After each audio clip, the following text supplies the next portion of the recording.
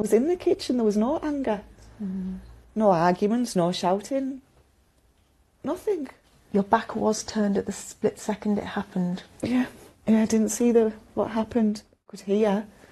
I can't accept it. As I say, I know he never harmed her. He does blame himself. He knows his actions caused her death, but he'd never, ever do it on purpose. Pay close attention to the man playing with his daughter in this video, because hidden in this moment is a disturbing secret. He claimed to have accidentally killed his 14-year-old girl during what he called a playful fight. His name is Simon Vickers, and his daughter Scarlett. Hours after this clip, Scarlett would be found on the kitchen floor, bleeding from a single stab wound to her chest. Simon said she rolled into the knife, but investigators quickly realized that story didn't make sense. What really happened inside that kitchen would shock an entire nation and leave one mother defending the man accused of killing her child. Welcome to True Crime Story videos.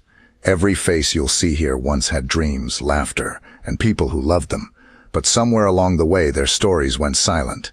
I'm Detective Daniel, and here we give those stories a voice again. Before we begin, take a moment. Tell me your name and where you're watching from. It was July 2024 in the quiet town of Darlington, England, a place where nothing like this had ever happened before. Inside the Vickers family home, laughter echoed from the kitchen.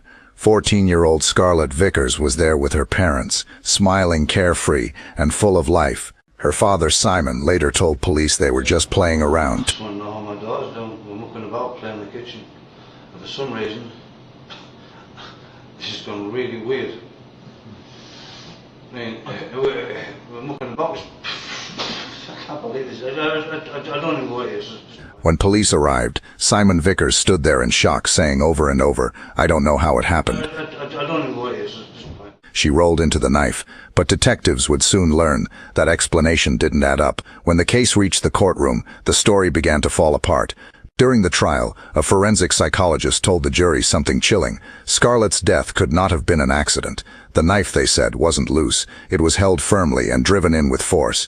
A pathologist explained that the wound, 11 centimeters deep, cutting through the lung and heart, was practically impossible to happen by chance. For that injury to occur, someone had to grip the blade and push. Scarlett Vickers would have celebrated her 16th birthday this year. She had a whole life ahead of her. Yet it was cruelly cut short by her own father, a man who was meant to protect her. We may never know why or what caused Simon Vickers to do what he did that night. And sadly, today's verdict will not bring Scarlett back. As the trial began, the courtroom fell silent. Every word, every photograph, every diagram of Scarlett's wound painted a clearer, darker picture of what happened inside that kitchen. Simon Vickers, only you know precisely what happened in that kitchen on that Friday evening, which led to you fatally stabbing your own daughter in what should have been the safety of her own home. What the jury were clearly sure of is that you have lied and given various different accounts of how she sustained injury. You well know what happened.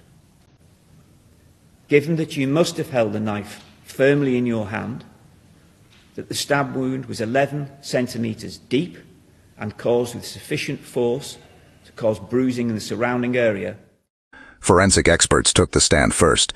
They told the jury that the knife didn't just slip, it wasn't dropped, it wasn't brushed against, it was held tightly and driven in with force. The pathologist explained that Scarlett's chest wound was 11 centimeters deep, cutting clean through her lung and into her heart. For that kind of injury to occur, the knife had to be gripped firmly and thrust forward. He said it was, quote, practically impossible for a person to fall onto a knife and cause that much internal damage. Then came the psychologist's report, and it changed everything. He told the court that Scarlett's death could not have been an accident. The movement, the angle, and the depth of the wound all pointed to deliberate action, not chance. The investigators replayed Simon's story again and again. His words didn't fit the evidence. He said Scarlett rolled into the blade, but the physics, the blood pattern, and the wound itself told a different story.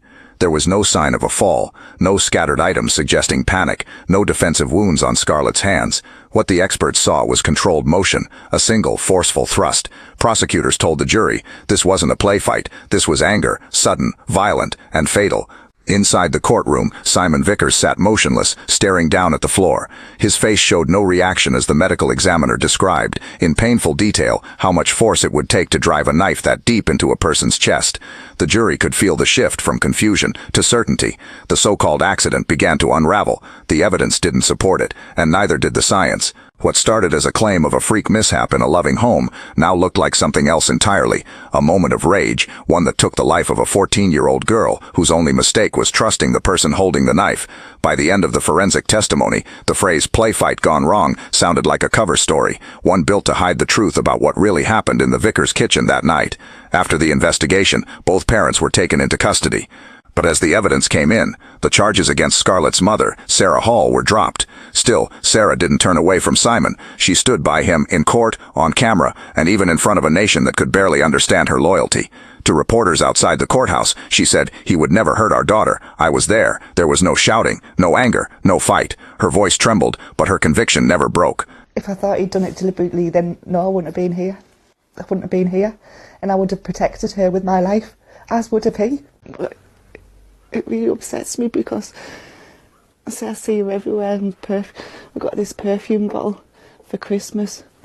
She insisted the man she loved couldn't have done this intentionally. Inside the courtroom, Sarah watched as the prosecution replayed the evidence, the knife, the wound, the expert testimony, all pointing to deliberate force. Still, she held her ground. For the public, her defense raised more questions than answers. Was she blinded by love, or did she know something the court refused to see? To the world, it was a mother's grief, torn between the child she lost and the man she refused to believe could have taken her away.